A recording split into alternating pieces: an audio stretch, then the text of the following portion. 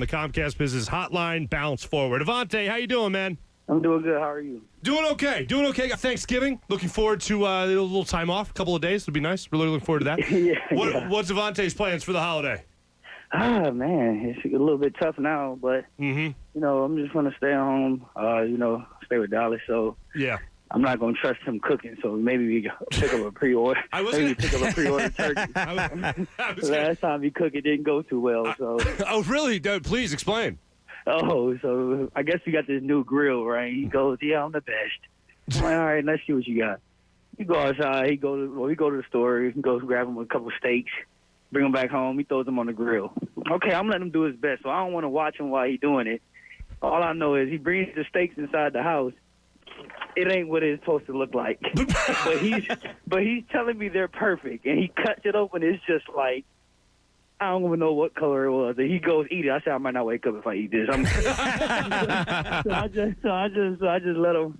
I let him go. Hey, he goes and cuts it and eats it. But unfortunately, he actually woke up the next day, so I guess it wasn't too bad. But I'm not trying. Well, good. That's good that you guys, as roommates, you at least have that respect where you're always honest with one another, to say the least. Avonte, we got to get to this game. Obviously, Sunday's game against Cleveland. It seemed like. We've been asking, I don't know if you've heard the noise or not, maybe Dallas has heard it as well, but we've been asking for Carson Wentz to get out of the pocket, to roll out of the pocket, and that play did not get called until the fourth quarter, and it was a completion to Travis Fulgham. Meanwhile, we're watching that other guy, Baker Mayfield, roll out all damn day, and he's making plays down the field. Were you guys scheming for that? Like, what was the thing you guys were trying to focus on when it came to Kevin Stefanski and Baker Mayfield's game plan?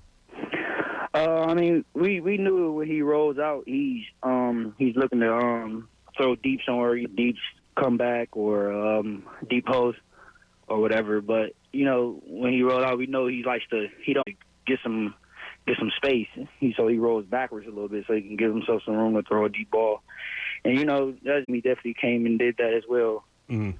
It seemed like the second drive of the game after Carson throws the pick six, you guys have a great before the goal line stand. There was a play down the middle of the field. It looked like you were in coverage on Higgins, 43 yards, and then there was the pass interference in the end zone.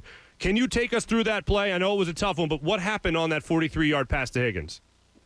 Yeah, I'm just playing my leverage. Thinking I was going to have some middle of the field safety sitting there, but I guess something had went down with the call. Just was not all in the right spot at the right time, and with communication, I guess, was going on because they went hurt. So, it kind of hurt us right there. But at least to say they didn't get in the end zone. Like you said, we stopped them at the 1 yard line. So you definitely put that play behind us. But so to put it in layman's terms, so basically you were expecting over the top help. Yeah. All right, and then because of a play call to be up. Yeah, okay. Just moving fast, And then the pass interference in the end zone, unfortunately, put him in the goal line situation. What happened on that play? Right, it's just bad odds there from me. It's just what we were cover 4, 2 blocked up. One went out on. He's blocked down as if he's going on a run game, and it's raining, so I'm thinking they got 2 of the best backs in the league. And I got to set the edge in our defense as well. So, he just took a step in a little bit. I took a step up, and when he's going upfield, me and Jay Mills, we got the double team on that guy. So if he go inside, Jay Mills got him. If he go outside, I got him. So when I stepped up a little bit, he got a little bit behind me, and I was running. I seen him come on my way. And I think if I would have got my head around, they probably wouldn't have called that PI at all. But it was a bang play, and my head wasn't turned. They seen it as if I was panicking or whatever, and they're not gonna do nothing but throw the flag with the offensive game we got right now. So that was that one. Mm-hmm. Well, I'm sorry. What do you mean? What do you mean with the offensive, with not being able to put points up? Oh no, offensive game. This is an offensive game. Oh, this is an offensive game. Oh, okay. Yeah, they're not. They're calling PIs on anything. Yeah, they want to see offensive score. No, you're damn right. No, I say that a lot, but there's one thing that happened on that play, and you just referenced it. If you would have got your head around, that's what saves almost every pass interference or differentiates between PI and not PI. Mm-hmm. Yep. When we're watching that game from the comfort of our very comfortable sofas, and we're watching you play, and we're watching any corner throughout the league, and it happened last night in this game with the Rams and the Bucks as well. We're looking at corners and we're saying, turn around, turn around. How does that? Is there communication that needs to happen? Is there somebody yelling at you? Are you watching the receiver's eyes? How do you go through a play like that? I mean, with that play there, I was like beyond late. But like if you were next to the guy, or if you now known from this quarterback from not throwing like back shoulders right away or whatever, like you can definitely flip your head around. I mean, nowadays with the crowd not being inside the stadium, you kind of hear, if you're on your sideline, you will hear your guys screaming ball, and that give you an indicator to turn around. But, you know, if you turn around and you don't find it, you got to get your head back to him and play his hands. DB is a hard position, and one of the hardest positions on the field. And, you know, you're playing backwards against a guy that's running full speed forward. And, you know, you're trying to track the ball, and the ball is just a blur, you know, because you catching it when you're trying to catch that ball as it coming through the air already and dropping in a certain spot as you're not tracking as soon as it leaves his hands if you're a man. So, you know, it's definitely a hard position, and, you know, that's what it is. You know, it's a challenging position, but, you know, as you take time and you do it over and over and over and over and over again, you know, it starts becoming a little bit less challenging until you start to learn new techniques, new things you can learn. And, you know, you watch different guys and you see what they do and you try to learn from them as well. Avonte, how would you describe this organization right now? We look at it and it's, okay, maybe it's a 3-6-1 season right now, but it can turn around the quarterback, you know, all the questions that surround it. But if you look deeper into it, there is serious concern that this could be something that might last for a little bit. How do players view the organization right now as to where you are? I say we got a confident team here, and you know our team is confident in ourselves and in our players, the coaches, whatever it is to be confident in this team. We don't give up. I mean, there's nobody in this building that's walking around with their heads down and pouting. You know, everyone's pissed off. You know, of course. But, we got winners, When you pissed off, you got a team full of guys that want to win. And that's all that matters when you got a team full of guys that want to win, because it goes down and it's going to come back up, because, we keep fighting each and every week.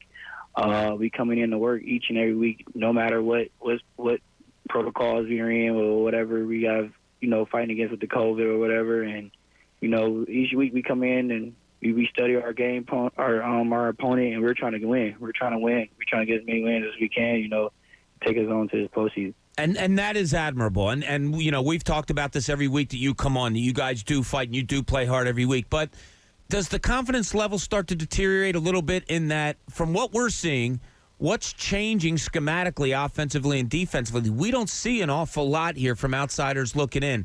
Is it tough to keep that confidence level up, or are you still confident? I know what your answer is going to be, but is there still a confidence level among everyone that the right things are being done to win games?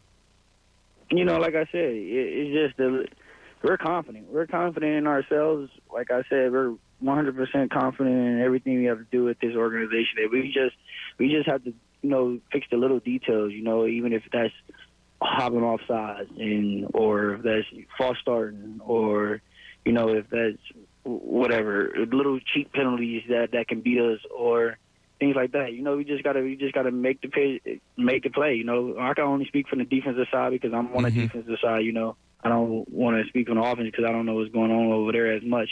But with defense, we hop off sides and that'll hurt us right there. That 3rd and 9, will hurt us because we jumped off sides. Now it's 3rd and short, and it makes it harder for us. But but we're still competing. We're still fighting. If you turn on the film, we're flying around. You don't see no one being lazy. You don't see no one, not giving their 100% effort. And at the end of the day, that's all you can ask for. You can ask for more, but what you really want is a guy that's dedicated and giving 100% effort. He's completely trying to win a game for his team. I have to ask you this, speaking with Avonte Maddox here on the Comcast Business Hotline, Bounce Forward, brought to us by Sky Motor Cars. What is the mood? You guys get that goal line stand, they review it, no, he did not get in, pick 6 on the next offensive possession. I got to ask you, what's the mood on the sidelines when something like that happens, with the defense, that is? You know, it was a pick six, but you know the mood doesn't change. You know, we can't be too high, we can't be too low over there, and we know that we all working as one. You know, even as the offense is helping the defense is helping the offense, the special teams are helping the offense and the defense, and that's kind of how we look at it on the defensive side. You know, if the offense makes a mistake, we go out there and say, you know what we're gonna do? We're gonna try to get a turnover, and we're gonna try to score. You know, to get the ball back. You know, to help out the offense. You know. And, you know, it's a team sport. Like I said, you just can't go out and win with one guy.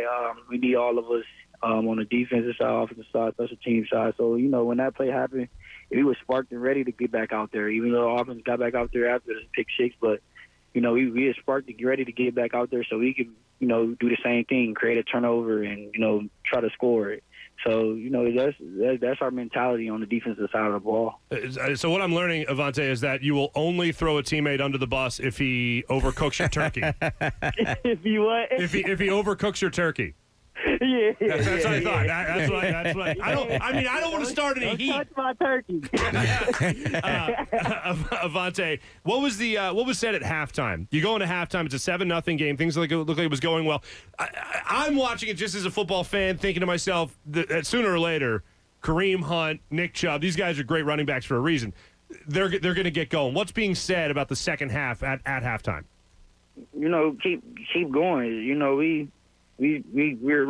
on the defense side. You know, because I heard on our side when we playing defense, we was on the other side of the locker room. But you know, it was just keep fighting. You know, we always go over our plays, and then at the end of the day, you know, we was playing a first half, a great first half, and you know, and then we wanted to keep that up. We wanted to, you know, if we think about it. If we don't let no one score, you know, they can't win the game. So, you know, that's our mentality. We're trying to, you know, hold as much less points off the board as we could.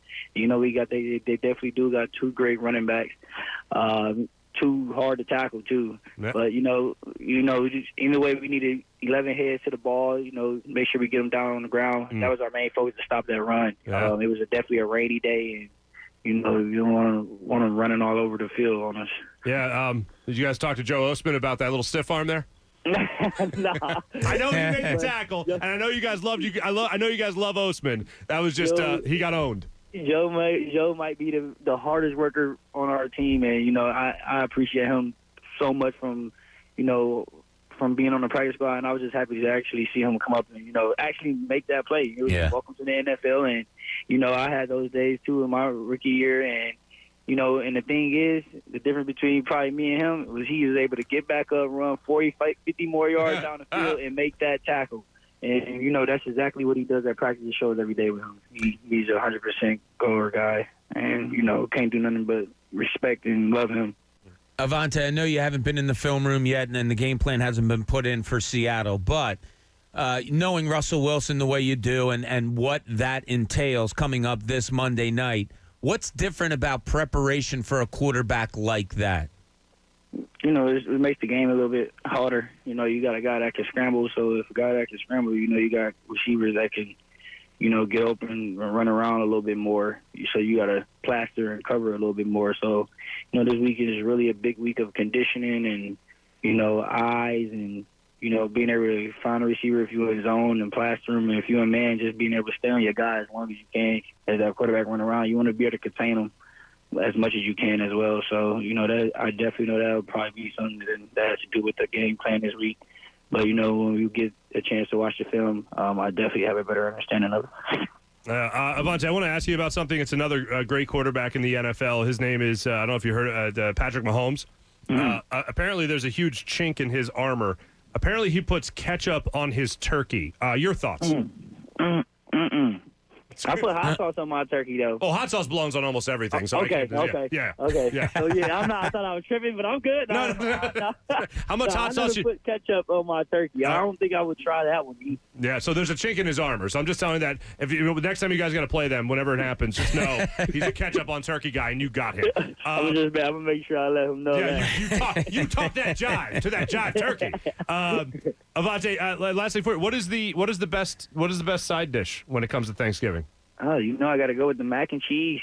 Mac and cheese. See, that's it. I did not grow up with mac and cheese as a side dish. No, me neither. Yeah, I'm being exposed to that now. I love the mac and cheese. That, or I love collard greens as well. Throw some hot sauce on that too. But I love collard greens. Is it. I gotta end on a football note with you. What is the message to the team after that game and then going into this game against Seattle?